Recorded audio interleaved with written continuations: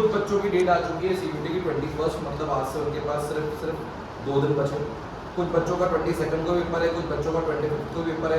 जिनका 25 को पेपर है उनके पास अप्रॉक्स 6 से 7 दिन बचे हैं, और कुछ बच्चों की डेट नहीं आई है तो उनके पास 10 से 15 दिन बचे हैं। मतलब आप 2 दिन के लिए भी कोई प्लान बोलो, या 7 दिन के लिए प्लान बोलो, या 12 दिन के लिए प्लान बोलो, what needs to be done वो 2 दिन में भी करना है, 10 दिन में भी करना है, और 12 दिन में भी करना है। अब करना क्या है, उसके लिए सबसे पहले तो आप ये चीज़ देख लो कि यार सीयूटी का जो प्रैक्टिकली पहले अपन बात करें जनरल टेस्ट के बारे में, तो जनरल टेस्ट के बारे में कितने सेक्शंस में डिवाइड है।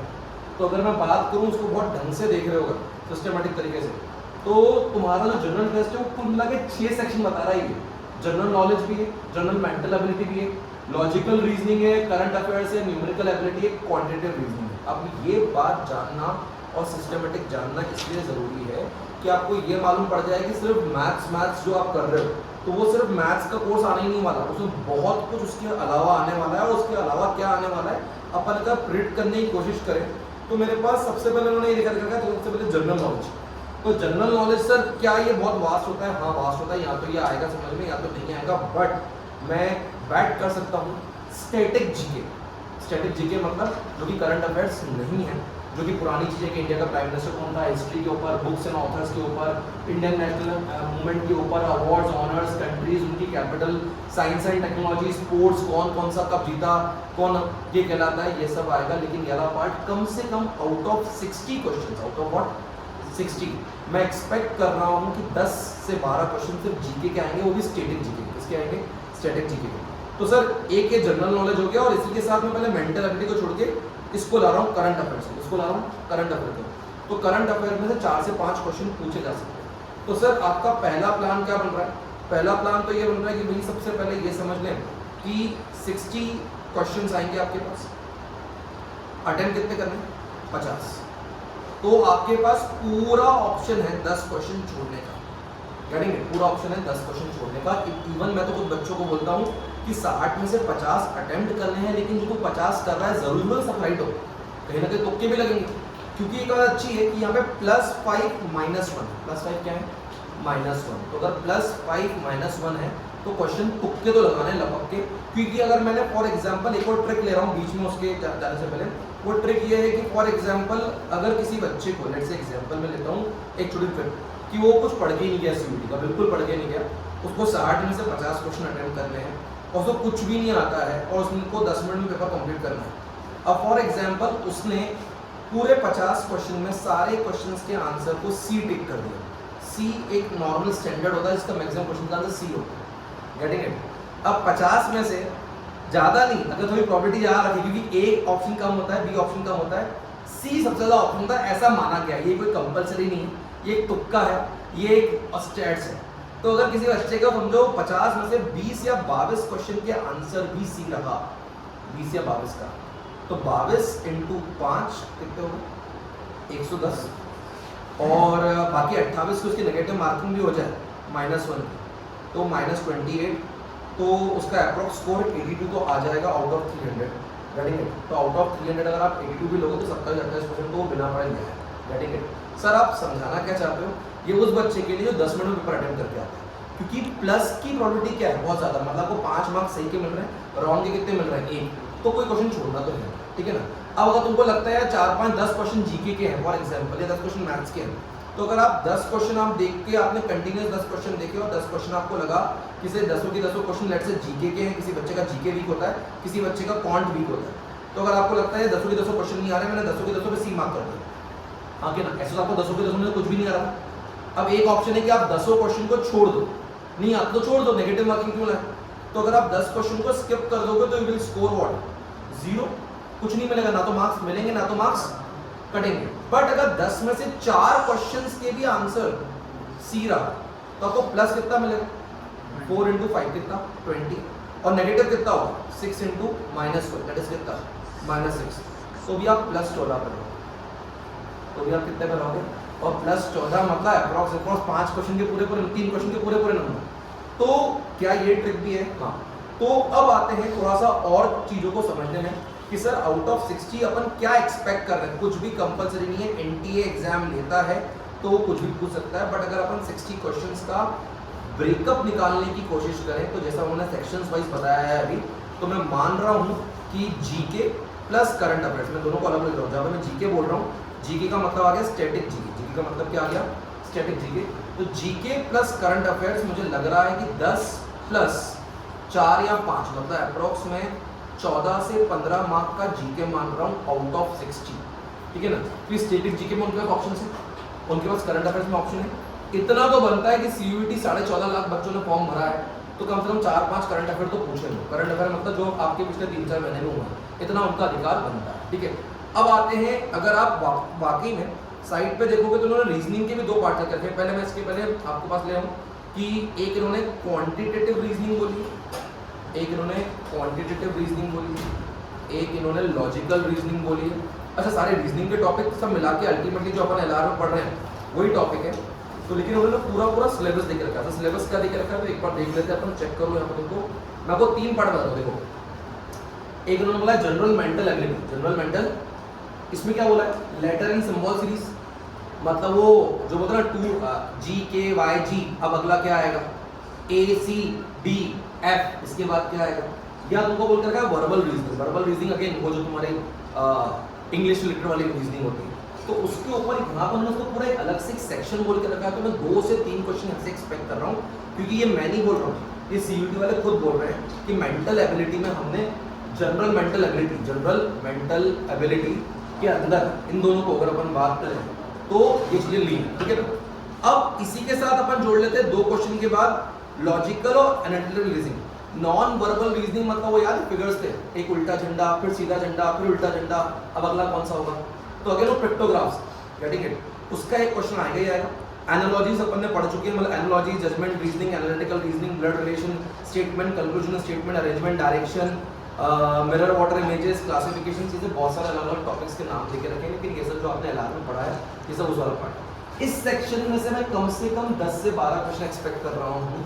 तो अच्छा, मैं एक्सपेक्ट कर रहा हूँ, मुझे ये जहाँ उन्होंने 60 में से 50 बोल दिया तो उन्होंने कोई सेक्शनल कट ऑफ दिया नहीं कि इसमें से इतने पूछेंगे, इसमें से इतने पूछेंगे। हो सकता है बहुत सारा पेपर जीके में से आ जाए, हो सकता है बहुत सारा पेपर मैथ्स में से आ जाए, बट हम एक एक्सपेक्टेड अपना पेपर प्रिंट करने की कोशिश कर रहे हैं कि सर जो उन्होंने ये सब चीज़ें दी हैं, तो अपन 10 से 12 marks, even more than 12 marks भी यहाँ से अपन अज्यूम कर सकते हैं, ठीक है।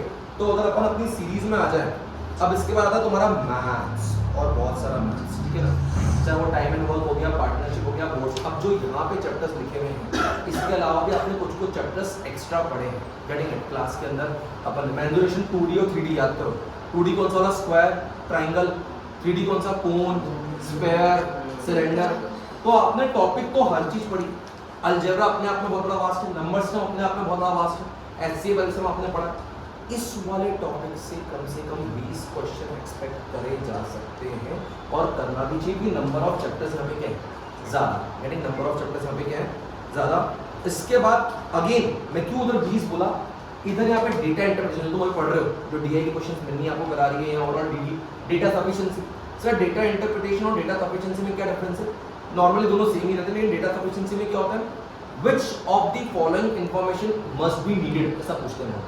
क्या आपको डेटा गिवन है, आपसे कोई क्वेश्चन पूछ लिया, तो बहुत बार तो क्वेश्चन में इतना पूछ रहे हैं, क्या गिवन इंफॉर्मेशन से क्वेश्चन का आंसर लाया जा सकता है कि नहीं।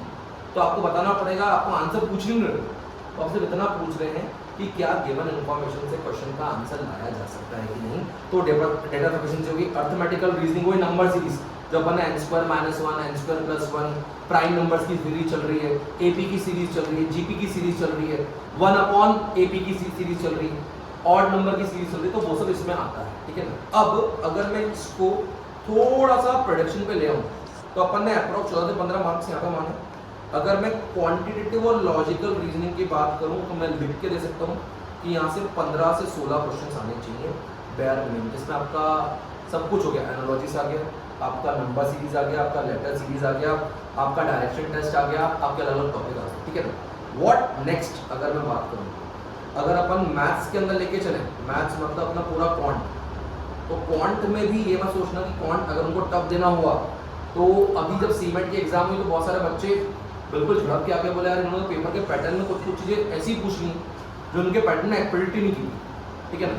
तो उनको पेपर बड़ा टफ बनाना हुआ तो क्वांट को ज़्यादा डाल देंगे। बट अगेन अगर आप किसी भी ऑफिशियल साइट पे भी देखो तो उन्होंने क्लियर बोला कि सीयूटी का पेपर बहुत टफ नहीं बनना चाहिए, बहुत टफ नहीं आएगा, ऐसा बोला गया है।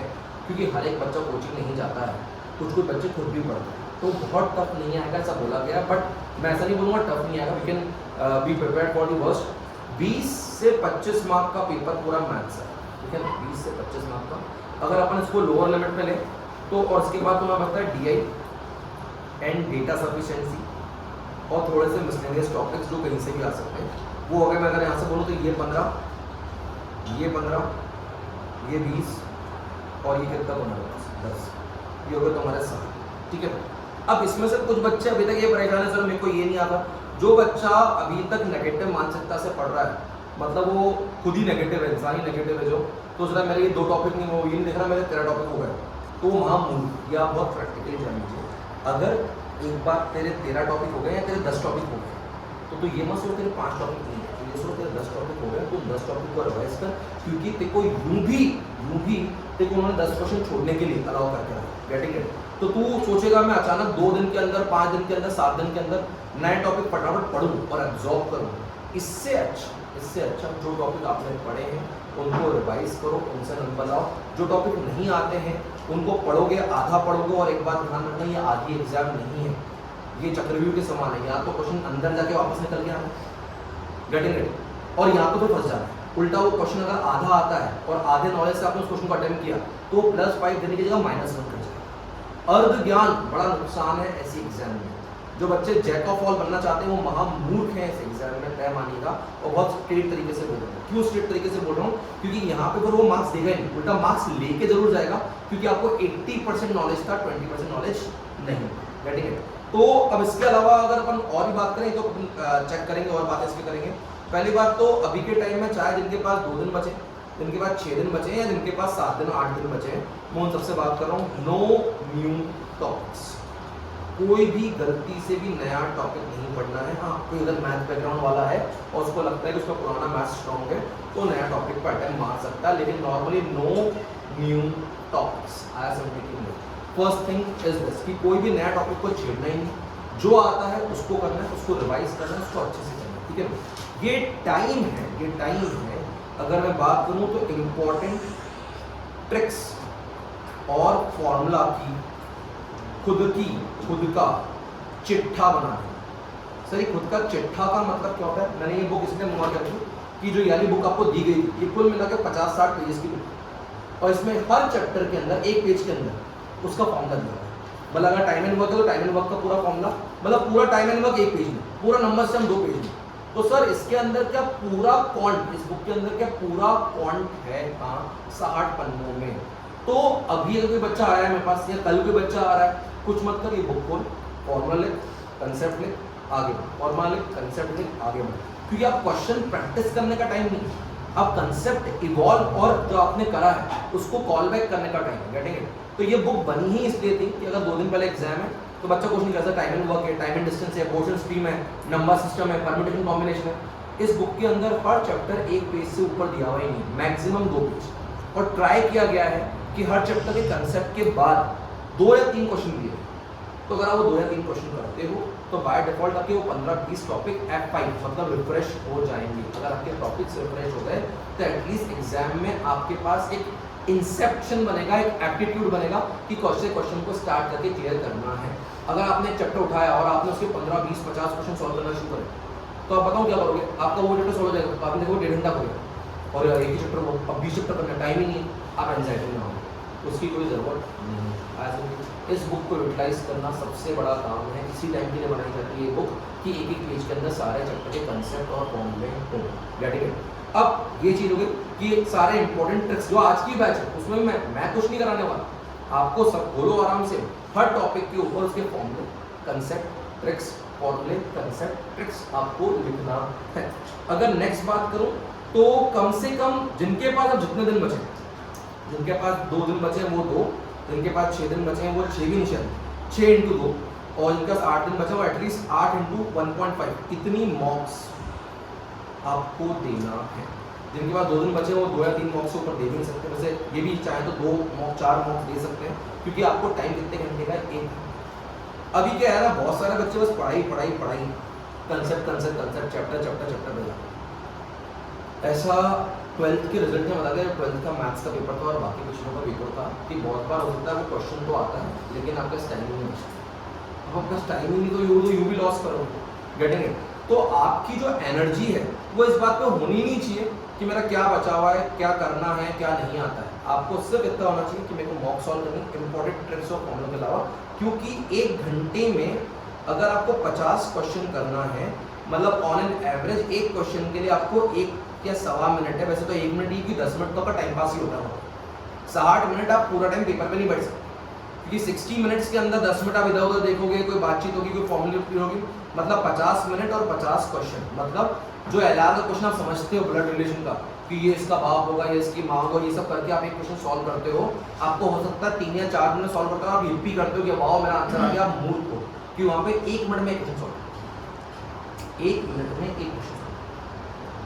तो अगर आप कोई फॉर्मूला रिकॉल कर रहे हो, फॉर्मूला याद नहीं आ रहा है और 2-3 मिनट तक उस मैथ्स से क्वेश्चन बैठ गया, बोलो 5 मिनट में क्वेश्चन सॉल्व करते हो, आप तो अपने आप को बहुत 30 मार्क का समझते हो, 4-5 मिनट लग जाते हैं मैथ्स से क्वेश्चन सॉल्व करने में, और फिर 1 मिनट में क्वेश्चन। अब अगर 1 मिनट में क्वेश्चन सॉल्व करना है तो 2 चीज समझ लेते हैं। अगर अपन उनसे अच्छी उम्मीद करें तो वैसे उल्टे सीधे क्वेश्चन देंगे ही जो बहुत बड़ा है, क्योंकि वो भी जो पेपर सेट करते हैं वो बहुत सिस्टमेटिक सेट करते हैं। उनको पता है यार हम बच्चों से 50 मिनट में 50 क्वेश्चन मांग रहे हैं और हमने उनसे अचानक कोई बहुत बड़ा क्वेश्चन पूछ लिया तो बच्चा उलझ जाएगा। वो ऐसा नहीं करेगा, वैसा नहीं करेगा। इसका मतलब क्या क्वेश्चन बहुत हाई लेवल के आएंगे? नहीं। क्वेश्चन एवरेज लेवल के आएंगे? हाँ। मैं नहीं बोल रहा हूँ इजी लेवल, लेकिन एवरेज लेवल के आएंगे। तो बहुत टफ पुट पढ़ाऊंगा। और ये क्वेश्चन सर ने कराया था, याद है उस समय आधा घंटा लगा था, आधे घंटे क्वेश्चन लगा, मूर्खता है वो आधे घंटे वाला क्वेश्चन था टीचर को अपना ज्ञान बताने के लिए और आपका मेंटल लेवल अपग्रेड करने के लिए। अब वो आधे घंटे वाले क्वेश्चन पर होना नहीं है, गेटिंग इट? वो उस दिन का था क्योंकि उस समय टाइम अब तो बस 50 मिनट है, मतलब क्वेश्चन वैसे ही आएंगे जो 1-2 मिनट से ऊपर की नहीं होगी, ठीक है ना? एक वो है कौन स्पेशल एक पक्षी होता है चातक टाइप का, वो बड़ा सिलेक्टेड, मतलब वो पानी पीता है तो वही पानी पीता है जो फ्रेश रेन का होता है, मतलब ये हर प्रकार का हर कुएं से पानी नहीं पीता, गेटिंग इट? तो he is very selective in nature, getting it? Selective in nature का मतलब क्या होता है कि सिलेक्टिव रहो यार, हर क्वेश्चन तेरे लिए थोड़ी बना है। तेरे को लगता है ये टॉपिक नहीं करना, छोड़ दो। अगर आपके अंदर वो सिलेक्टिवनेस नहीं आ गई तो आप अगेन पेपर में फंस जाओ। तुम पहली बात तो 60 क्वेश्चन नहीं करने गए, उल्टा मैं तो किसी बच्चों को बोलूँगा, माना मत सकता है मेरी बात गलत लगे, लेकिन दूसरे लोग 60 में से 40 क्वेश्चन ही मेरे, मैं 10 तो ऐसे ही एक्स्ट्रा है तो नहीं करूँगा, और 10 ये मान के जाओ शायद तुमको तुक्के लगाने पड़े। क्या लगाने पड़े? तुक्के। तो सही होने कितने चाहिए? 40। ऐसी गलत बात क्यों कर रहे हो? मैं लॉजिकल बात कर रहा हूँ। अगर तुम सोचोगे मैं 50 की 50 पूरे सही करके आ जाऊँ तो आपके पास एक साइकोलॉजिकल प्रेशर बन जाता है और फिर आप क्या होता है आधे पेपर में आप कंफ्यूज, उनको नहीं आ रहा, उनको नहीं आ रहा। अरे देखो क्या सबको नहीं आ रहा और जिसको आ रहा है उसको टाइम कम कर रहा है, घटेंगे। तो ये मान के चलो, जब आप सिलेक्टिव होते हो कि यार मेरे को करना ही नहीं, मेरे को ये करना ये नहीं करना, घटेंगे, तो आपका फोकस बढ़ जाता है, क्योंकि अल्टीमेटली आप चीज़ों को डाइवर्ज नहीं कर रहे हो, कन्वर्ज कर रहे हो। मेरे को बहुत सारे बच्चे दिखते हैं ना, उनको बोलता मैं इग्नोर भी करता हूँ कि उनका दिमाग ही डाइवर्ज होता है, वो इमेज नहीं क्रिएट करता। इमेज तब क्रिएट जब रेस कॉन्वर्ज होती मतलब कुछ टॉपिक्स ले लो, चाहे हर एक सब्जेक्ट की, उन टॉपिक्स पे काम करो, तुम सबको एडवाइस करो, अपना प्लान बनाओ और उस पर फोकस करो। मेरा ये बचा हुआ है, वो बचा हुआ है, ये करना है, ऐसे में आपकी नेगेटिव मानसिकता नहीं होती। ये जो साइकोलॉजिकली पेपर में आपको कमेटी और ये जो 1 घंटे के पेपर्स होते हैं ना, ये जो बोर्ड सर्किट पर नहीं होते हैं जहाँ पे आपको पूरा आंसर नहीं लिखना, इसमें आधा गेम इंसान अपनी साइकोलॉजी से जीतता है, अपनी कामनेस से जीतता है। जिसको बहुत सा नॉलेज लेकिन वो हाइपर हो रहा है या तो एक्साइट हो रहा है, एक्साइट हो रहा है मतलब मेरे को सब कुछ आता है, सब कुछ आता है, सब कुछ आता है, वो इस एक्साइटमेंट में 4-5 क्वेश्चन गलत करके आएगा जिसको उसको +20 मिलते हैं और -4 होते हैं, मतलब 24 का लॉस। +20 तो मिले नहीं, 4 लॉस हो गए, वो ये करके आएगा। और जो नर्वस है इस चीज में वो आते हुए भी अपने क्वेश्चन छोड़ के आएगा। तो ऐसी गलती नहीं करनी। आया समझ? कामनेस के साथ काम करना है, प्रायोरिटाइज करना है चीज़ों को। अगर सर हम बैक टू बैक बस मॉक सॉल्व करते जा रहे हैं तो कहीं ना कहीं तेरे को क्वेश्चन रीड करने का वक्त मिल रहा है, तू बार बार क्वेश्चन पढ़ रहा है, हो सकता है क्वेश्चन पढ़ते पढ़ते तेरे दिमाग में एक साइकोलॉजिकली अगर मैं बात करूँ तो इस प्रकार का आपका इवोल्यूशन हो जाता है कि मैं क्वेश्चन पढ़ते पढ़ते हाथों में लिखते लिखते सॉल्व हो जाता है। ये कब होता है? जब आप back to back paper solve कर रहे हो और paper with time limit solve कर रहे हो। ऐसा नहीं है, अभी कुछ बच्चे हैं उनको पेपर दे देते हैं, वो एंड तक बैठे रहते हैं, उनको लगता है पूरा टाइम हमारे पास। अब उनका एंड तक होते होते अगर रिजल्ट अच्छा भी आता है तो भी वो एग्जाम में फेल हो जाएंगे। क्यों? क्योंकि उन्होंने टाइम को तो फॉलो नहीं करा, वो बस बैठे हुए। तो अब ये सब चीज़ों से बच के चलना है, ठीक है? बहुत काम तरीके से रखें। एक बात ध्यान रखना, ऐसे बहुत सारे बच्चे हैं जितने आपको दिख रहे हैं ना फॉर्म भरे, उनमें से ऐसा बहुत सारे बच्चे जो हवाबाजी कर रहे हैं, बिल्कुल नहीं बैठेंगे, जिन्होंने मस्ती के लिए फॉर्म। अभी आखिरी रिले रेस चल रही है, आखिरी वक्त चल रहा है। इस आखिरी वक्त में जिसने बहुत अच्छा पढ़ लिया, सिस्टमेटिज्म फॉलो कर लिया, जिसने अपने 24 घंटे में से 14 घंटे CBT करके, 14 घंटे मतलब 14 घंटे 6-7 घंटे की नींद से ऊपर नहीं होनी चाहिए और 7 घंटे की नींद सफिशिएंट। Getting it? मैं नहीं बोलूँ कि आप कम सो या 7 घंटे सो, आसपास मत देखो, आप सीधे बस अपनी पढ़ाई, अपने कंसेप्ट, पढ़ाई कंसेप्ट अगर 2-3 दिन है और अगर आप 2-3 दिन के लिए अपने लिए ये शेड्यूल फॉलो करते हो, लेकिन इसमें आपका ओवरऑल बॉडी मैकेनिज्म कुछ खराब नहीं होना चाहिए। Getting it? ऐसा नहीं कि बस पढ़ाई पे बैठे हुए और पढ़ाई नहीं कर रहे हो। Getting it? अगर आपका बॉडी मैकेनिज्म पूरा सही है, सिस्टमेटिज्म प्लान करके थोड़ा ब्रेक लेके, प्लान करके थोड़ा ब्रेक लेके काम कर रहे हो, तो इन 2 दिनों में अच्छे खासे लोग झंडे गाड़ जाएंगे। क्योंकि ऐसे बच्चे भी CBT क्रैक करते हैं जिनको मैथ्स बिल्कुल नहीं आता, उन्होंने पढ़ाई नहीं की होती, लेकिन वो एग्जाम हॉल में बड़े काम होते हैं, वो कामली तुक्के मार। आप तुक्के की बात कर रहे हैं, तुक्के की बात नहीं कर रहा, मैं कामनेस की बात कर रहा हूँ। जिसके पास कामनेस, आपको चेक करो 12th के रिजल्ट नहीं बताया है, जो लोग बहुत ज्यादा पढ़े उनके भी नंबर नहीं आए। क्यों? क्योंकि वो बहुत ज्यादा पढ़ लिए। Getting it? तो इसका मतलब ये नहीं बहुत ज्यादा नहीं पढ़ना, कामनेस के साथ पढ़ना, प्लान के साथ पढ़ना। Getting it? सिलेक्टिव रहना कि ये पढ़ना है, ये नहीं पढ़ना। ये इंपॉर्टेंट बातें हैं।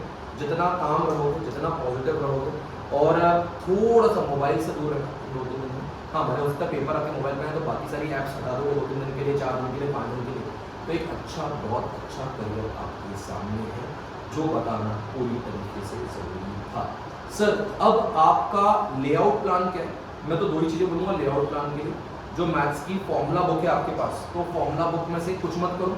सर, क्या मैं फटफट जो चैप्टर के स्टार्टिंग में होता है ना, थिंग्स टू रिमेंबर या समरी, तो क्या वो थिंग्स टू रिमेंबर जैसे वो BS में भी हुआ था बुक के पीछे, तो तुम्हारा उसमें भी है, और जो तुम्हारे पास ये बुकलेट दी है उसमें भी है, जो RS अग्रवाल है उसमें भी दिया है फर्स्ट पेज पे। सर, फटफट थिंग्स टू रिमेंबर में आ जाएगा rules of divisibility, things to remember में आएगा AP के फॉर्मूले, GP के फॉर्मूले, नंबर सीरीज। सही है, फटफट लिखते जाओ। क्या? हाँ, संवाद कम करो और खुद के अंदर जाओ। खुद के अंदर जाओ मतलब क्या? जितना आप बातचीत करोगे उतना आप आर्डर यूज करोगे, because you are waiting for a response from another person, whether it would be a teacher or you would be a best friend. आप खुद के अंदर जाओ, छोड़ मेरे को इससे बात की लगी, मैं तुम्हारा फॉर्म लिखते जाओ, अपना करते जाओ, हर चीज़ के 4-5 क्वेश्चन पढ़ के, इससे आपका कॉन्फिडेंस लेवल बढ़ेगा और आपको मालूम पड़ेगा कोर्स बहुत ज़्यादा है ही नहीं। ठीक है? So this is from my side, जो मेरे को आपको बताना था।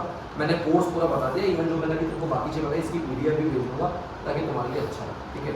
जितनी कामनेस से जाओगे उतनी चीज़ें अच्छी होंगी।